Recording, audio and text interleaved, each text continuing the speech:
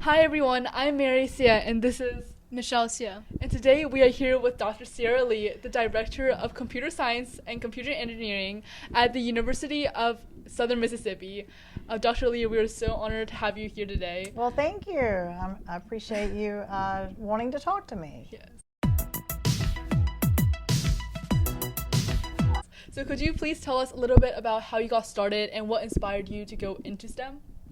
Well, I always liked math and science when I was in high school, and I started out in college as a pre-veterinary medicine major. And I took a computing class, just an introduction to computing, and I really, really liked it. I like problem solving, so I decided to switch my major to computing. So that's how I got started on that pathway. I loved being a computer programmer when I worked in the field and worked as a programmer. And then when I was in school and did programming, I loved doing that.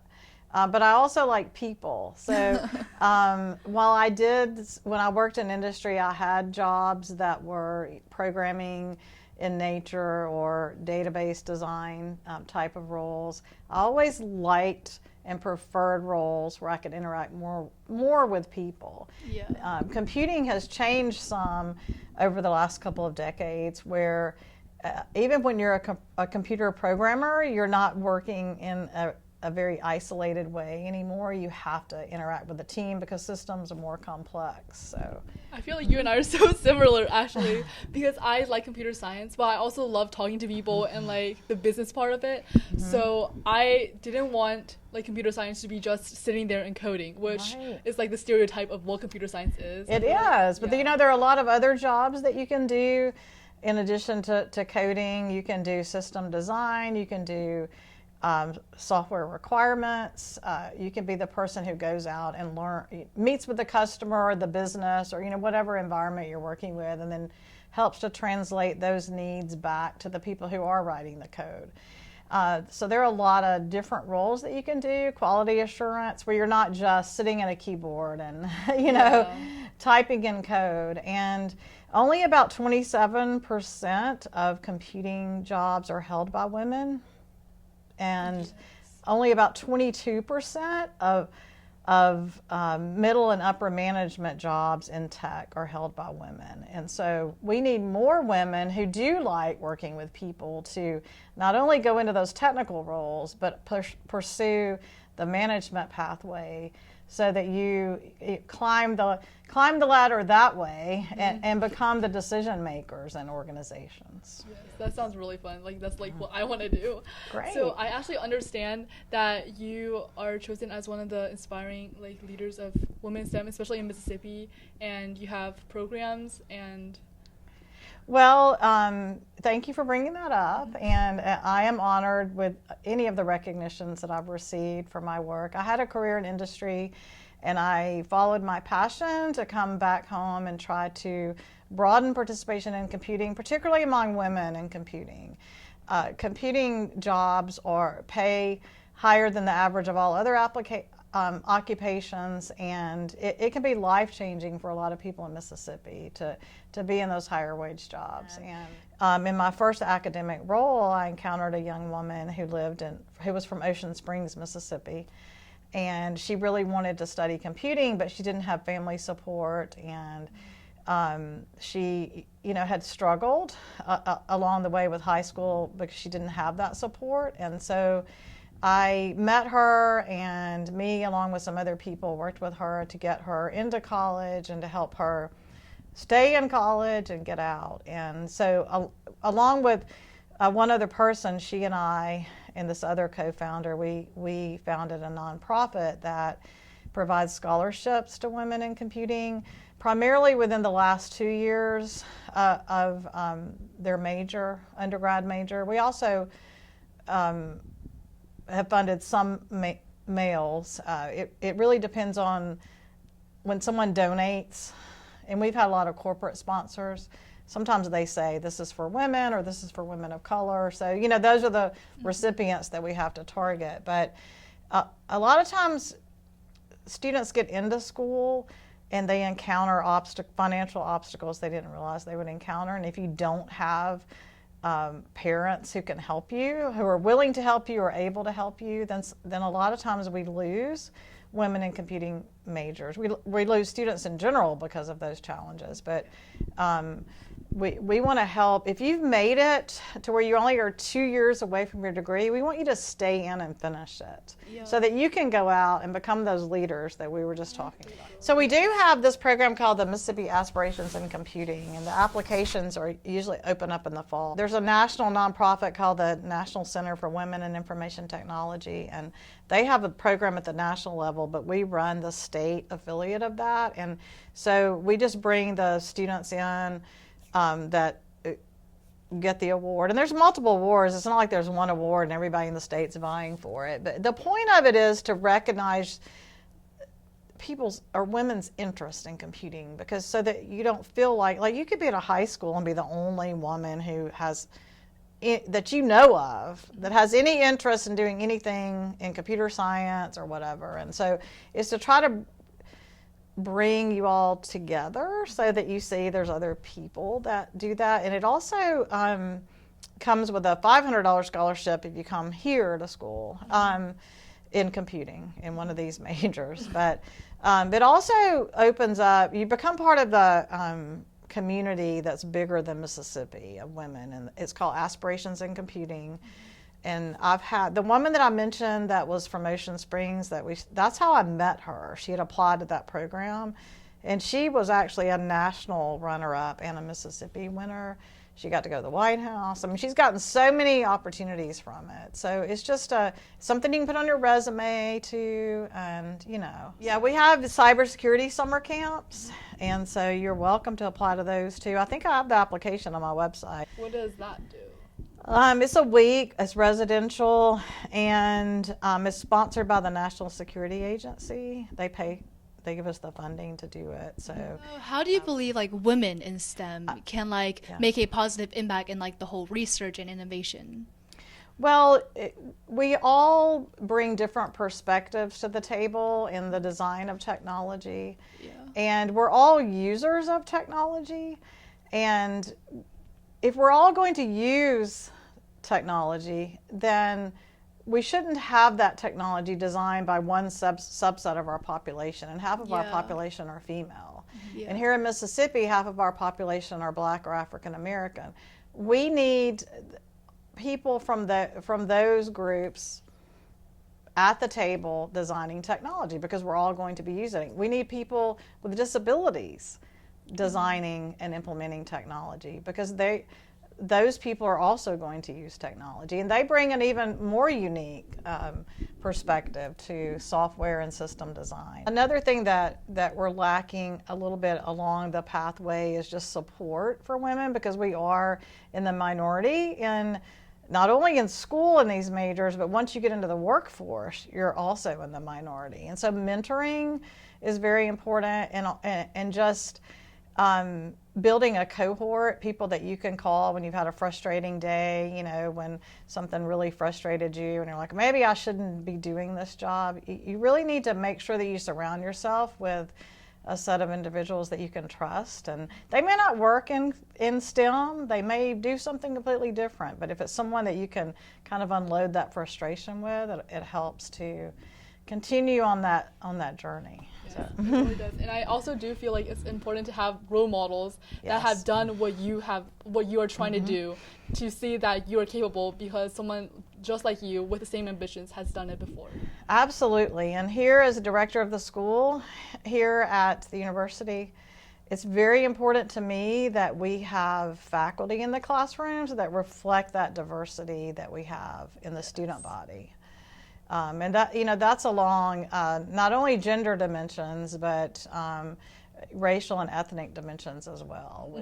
We want to see people that look like us, that sound like us. Yeah. We need to see that, because it helps us to picture ourselves doing what they have done or what they're doing now. So. And speaking of the male-dominated field of STEM, are there any gender-related barriers or hardships or problems that you have experienced? Well, I think that as a woman working in, I only know computing. I know there are other STEM areas.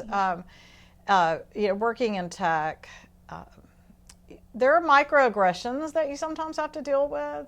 One that I kind of joke to some of my friends about, those trusted friends that I can call when I've had something frustrated happen is there's this term called mansplaining where you encounter some men in the workforce who think that you couldn't possibly understand this, and they've got to really explain it to you. And it doesn't matter if you have more experience or more degrees or whatever it is, So, and that's a microaggression. So I think regardless of what underrepresented group that we are from, and women are certainly underrepresented in computing, we're going to have those in the workplace. I had things like that when I worked in industry, and I have that to deal with that also in academia.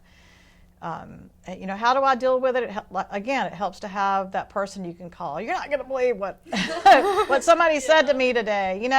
It depends on your personality too. My personality is I've got to get it out. Yes. Same. So, and once I get it out, I can move on. Yeah. Because sometimes when I'm feeling pretty down, I'll rant to my friend, and then I all of a sudden just feel so much better. Exactly. So that's why always beyond high school, when you're in college, and then when you go into your career, whatever that might be, make sure you maintain that trusted set of friends around you. Yeah. So could you describe a project that you've worked on? You've had so many publications. I kind of have a motto that to always be the hardest worker in the room. I believe that that's how we're successful is through hard work, and as important is building relationships. Mm-hmm. So most of what you'll accomplish in your career is going to be through trusted relationships that you build. And I actually heard this thing today. My teacher told me sometimes it's not about what you can do, it's about who you know. Right. And in society, it's just sometimes you can't do everything by yourself, and you need relationships with people who can, or can hook you up with someone. Well, none of us got to where we are without somebody helping us. Right. And it's not about using people, and you don't want to just I'm going to be her friend because she can help me. It's sincere relationships built on trust. Mm-hmm. So, and the way that you earn trust is helping other people. So I do what I can to try to help others be successful. And there's a song that I've heard before on the radio, and I think it's on a country station, but when you get where you're going, don't forget to turn back around. And I think that we have to do that as women. We have to reach back and illuminate the pathway for other women so that they can see what you've been able to accomplish and help show them how they can get there too. But by doing that, by helping other people, you are building trust. Mm-hmm. And then you may not think that you need anything right now, but you never know. You might need somebody to call late at night, or you might decide you want a different job. And now this person you knew from 5 years ago that you built a solid trust relationship with, they may be CIO at a company now. So, mm-hmm. Message them on LinkedIn. Hey, I'm looking for a job. You just never know. So it's so important to build relationships, but you don't want to build your career just on that. Mm-hmm.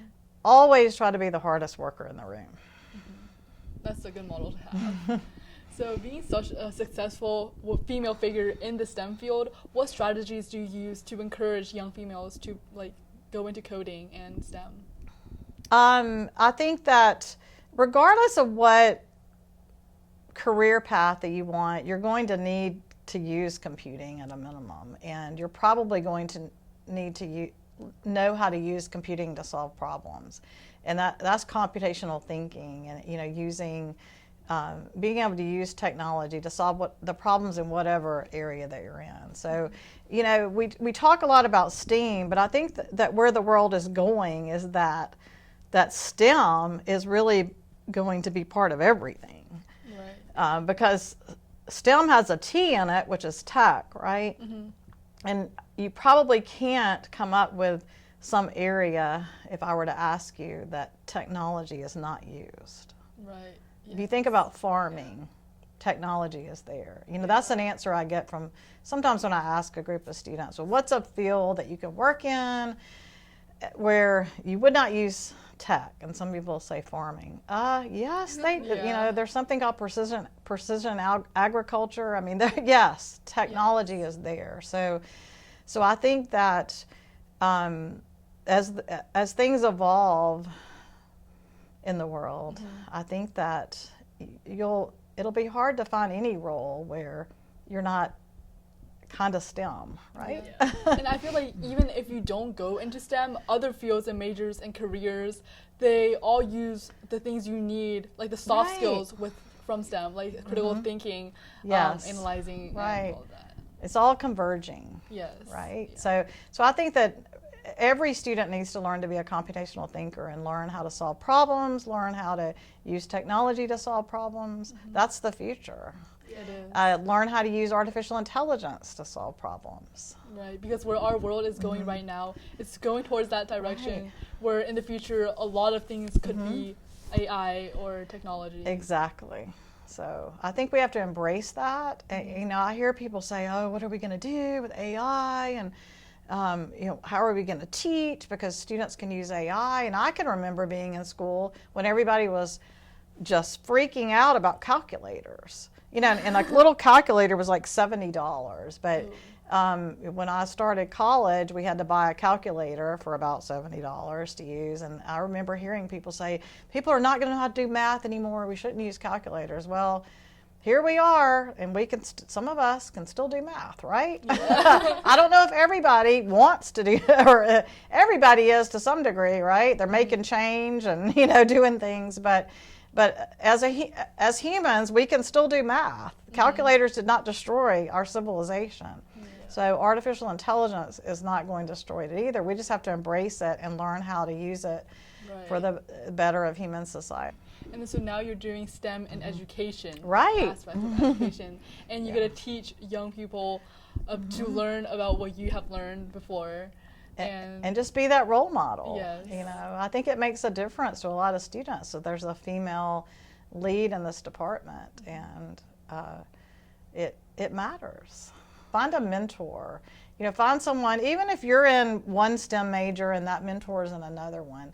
If they're a woman who has moved through her career in some STEM field, then she's overcome some of the things that you're probably seeing that are intimidating you. So having a mentor that you can trust can help you to overcome some of those challenges. Thank you so much, You're Dr. welcome. Lee, for letting us talk to you. We've learned so much, and you're such an inspiration. Oh, thank you. I enjoyed talking with you. I hope that you'll both come back, major in computing here. We have computer science, computer engineering, information technology, cybersecurity. You can just pick one of those and come join the team. Sounds fun. Sounds good. Okay. Well, thank you so much for You're having welcome. us, and thank you guys for watching.